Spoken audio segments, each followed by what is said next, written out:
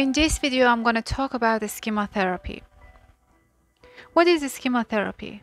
And why would have a therapist recommend it for you? Schema therapy is the therapy style that was developed to tackle pervasive patterns in our lives. What the schema therapy does is to actually help us identify and uncover schemas that we formed in response to early experiences of unmet emotional needs.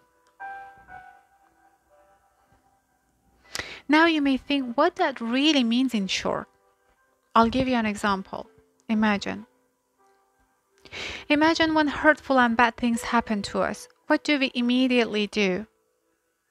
We try to make sense of it by believing that it's either our fault, we did something, or we may create an unhealthy and negative story about it to kind of tell ourselves why that thing happened to us. Schema therapy aims to help us learn how to operate in a healthy mood or a state of being in those situations, so we eventually learn to get our core emotional needs met in everyday life.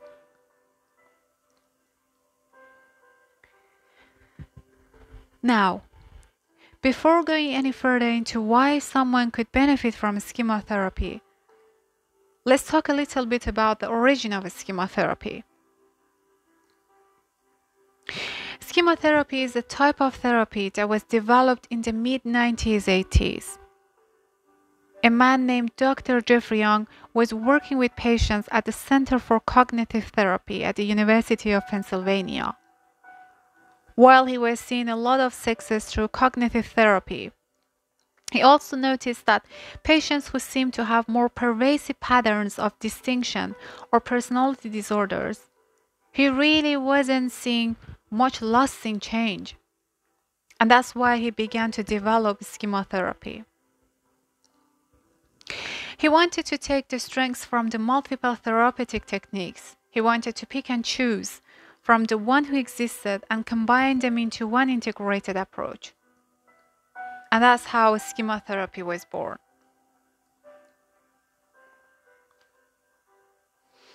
Schema therapy helps to navigate patterns that developed out of our childhood and now permeate our lives.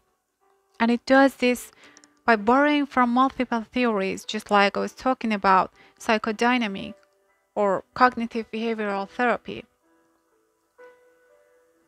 So now that we know schema therapy integrates both approaches by exploring elements as well as borrowing from some attachment theories like object relations theory or emotion-focused therapies and some more, let's talk a little bit about some of the key components of a schema therapy, which are emotional needs, early maladaptive schemas, maladaptive coping styles, and the last one is schema moods.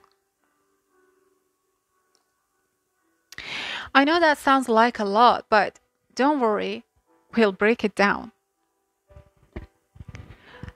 Let's get into each of these concepts a little more so you can just better understand them. As we said, the first one is core emotional needs.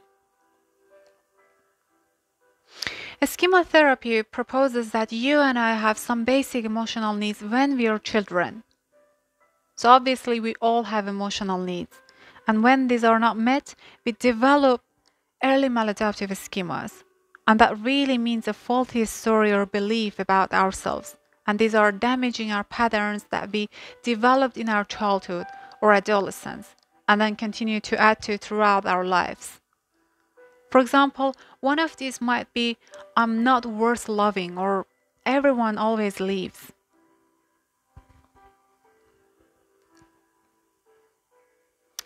Schema therapy has categorized these schemas into 18 themes. I'm not going through all of these 18s. I'll share them down below this video for you and you can look it up if you want to.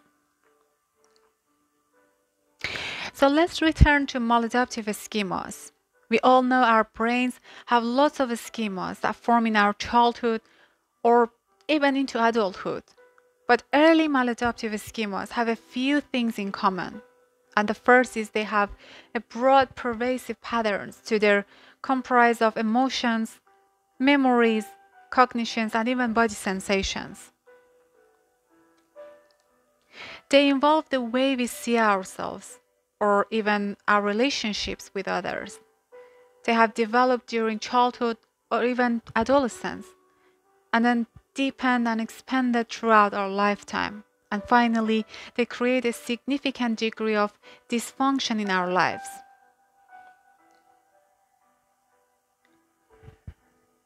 So pretty much what we are saying is these maladaptive schemas we created in our childhood or adolescence are not really helpful. They actually hinder us and kind of hang out in premier our entire life. And they are different for every individual, obviously. And that can explain why we are different from our siblings, even though we can grow up in the exact same environment.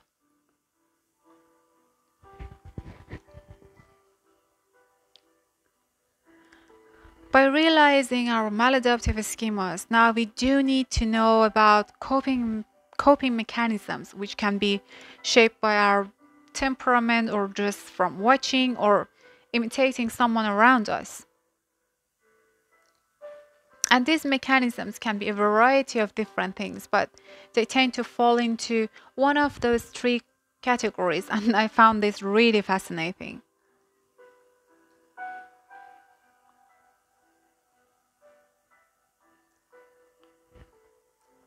The first category is surrounder, which means we are repeating our schemas over and over and over again. For example, if our schemas makes us feel weak, we might have a coping strategy of over dependence on others, which really lines up with the schemas that we are weak or unable. The second category is avoidance. Now, these strategies are the ones that help us avoid or escape of our schemas. For example, addictions or seeking some kind of stimulations that can make us completely avoid all the stuff that we maybe think or feel about ourselves. And finally, the last one is the coping mechanism is overcompensations.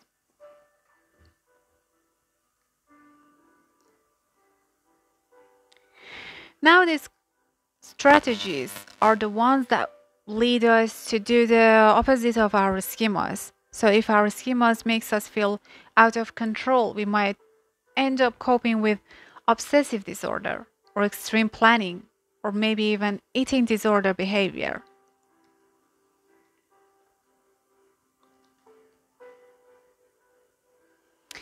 If you want to quickly back to the last concept of schemas conceptions, which was the schemas moods,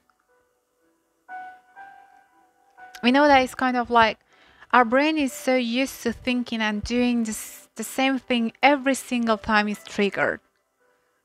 That is either acting like responsibly to get out of that situation or possibly dissociate or, has us engaging in some kind of unhealthy coping skills.